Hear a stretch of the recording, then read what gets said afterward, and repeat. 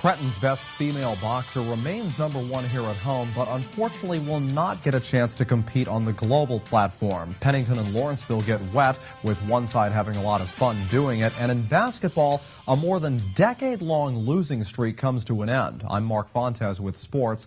To her fans, she's always been known as Diamond Girl. Sadly, though, she will not have the chance to compete for a nice shiny medal this summer in London. Boxing superstar Sacred Downing announces she will not be part of the women's boxing team at the 30th Games of the Summer Olympiad in a few months.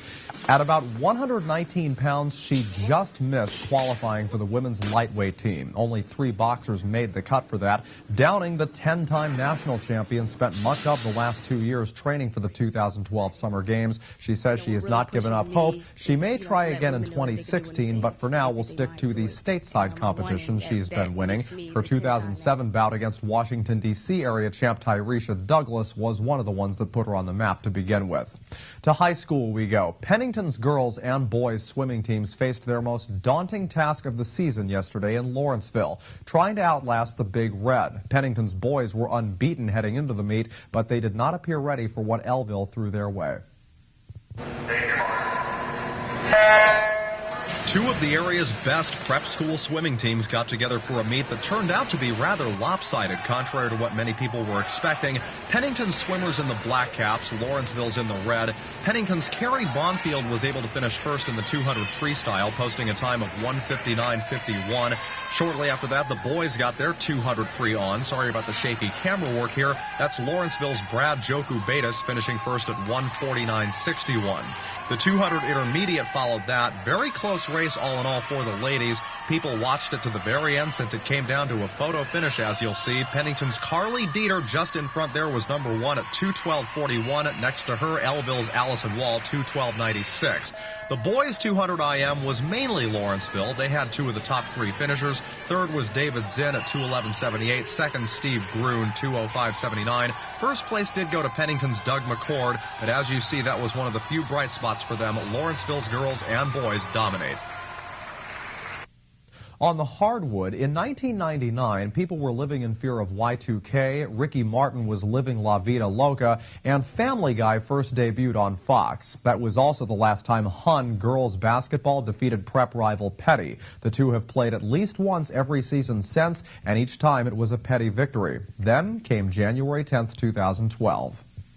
The last time Hun beat Peddie in girls basketball, most on their current rosters were still in preschool. This year's Falcons not quite as good as their nationally ranked squads of the 2000s, but they played fairly well yesterday. Leah Moran here to Maggie Wu. Wu's jump shot in off the glass. The Falcons at this point called timeout, down 38-29 midway through the fourth quarter. Ashley Ravelli of the Raiders inbounding it to Jonah Johnson. She misses but was fouled. That would send Johnson to the line, where she hit one of the 2 free throws she was afforded. That pushed the lead to 10. Both sides plotting, still enough time for Peddie to come back, but Ravelli and company had other plans. She throws it way up court to Erica Dwyer. Dwyer finds Carrie Million in the paint, and she banks a nice bucket. A 6-point afternoon for Million.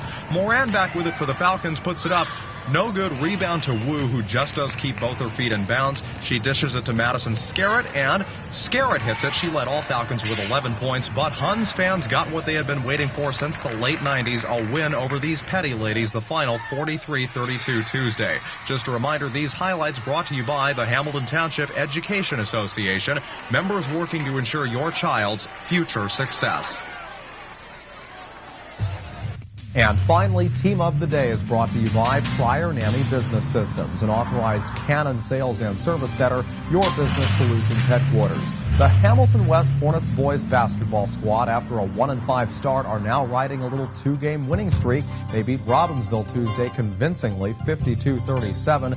Lenwood Squire hit 3 shots from downtown to finish with a total of 18. Tyler Wren sank 10 to drop Harville to 1-7 on the year. The Hornet boys are now 3-5, and they're our Prior NAMI Team of the Day. Well, that's all for sports on this Wednesday. In a moment, Mercer County Close-Up.